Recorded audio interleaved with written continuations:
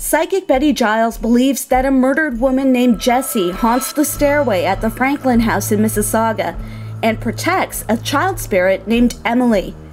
But there seems to be even more ghosts at the Franklin house.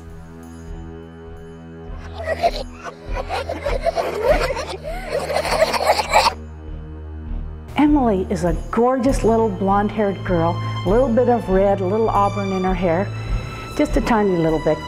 It's one of those streaks that come naturally, one of those.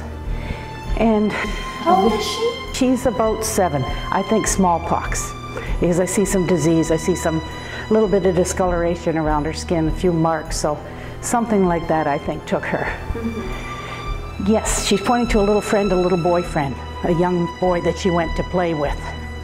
And she was told not to go over there and play, and he had smallpox, so she snuck in to go and play with him, and that's how she became ill.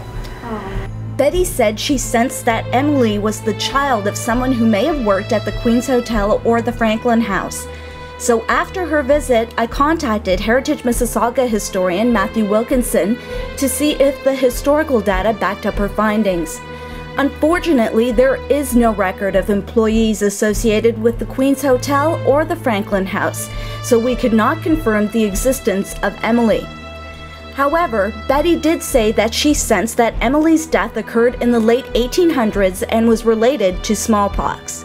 The new thing that I got was the little female spirit with blonde hair with the little auburn highlight, the one streak, Emily, and the little boy, John. That's the strongest new addition that I picked up. A partial list of recognized epidemics in historic Mississauga includes outbreaks of smallpox in 1831, 1880 to 1881, and in 1894. Matthew indicated that his information is based on historic references from local doctors and from cemetery records cross-referenced with cause of death. It's very likely that Streetsville would also have been impacted by the smallpox epidemic. Do we have any echoes of Bennet Franklin here? Very strong, very strong. A kind of a visitor and then a going away. A little bit of a visitor coming into the picture and then gone. So not really staying around for a long time, not necessary. Just, well, you might hear him. He'll do little tricks like a window or a door slamming, different things like that. But he's very settled. He's very happy with the way things are run here. A very good positive vibe.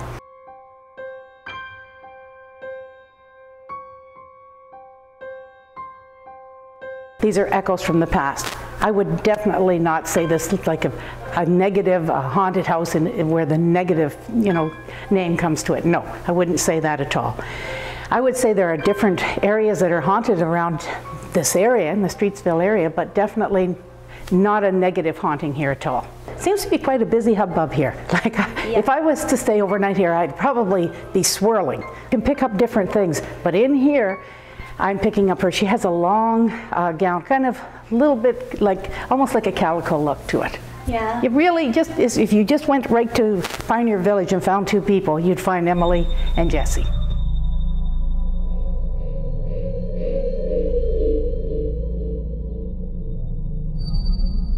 Who is making the bumping? Who's moving the furniture? Who is it? The little moving crew. That's Emily's knocking things over. And Jessie, when she wants to get someone's attention, it could even be a patron, it could be someone that works here, owner, anybody, when they're making a major change in their life, they'll have a sighting of her, they'll pick up, like a light will go on and off. It's like, look at, you're supposed to be making a change. I'm trying to give you a message to pay attention to yourself. So they get different messages like that.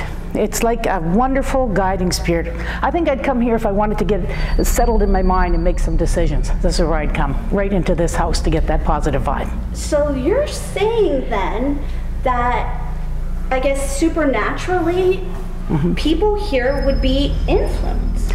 People here would be definitely influenced supernaturally. It's a feeling, if you are sensitive to it, and there's a certain group of us here in the world that are very sensitive to it.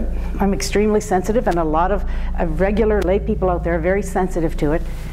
This is where it would come, I'm picking up the shortness of breath with the little girl, with the smallpox.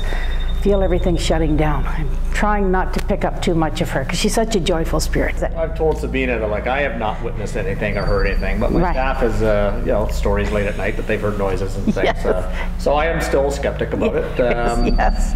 Is there a reason that Jessie or Emily is not revealing herself to Greg, but these girls are revealing themselves, I've noticed, to mainly female stuff? Yeah. It is a female connection. It's nothing to do with his way of thinking. Yes, because there's females, there's a little female spirit. The boy doesn't stay here a lot. He just kind of visits. But the little girl, it's a good protection. It's something extremely positive.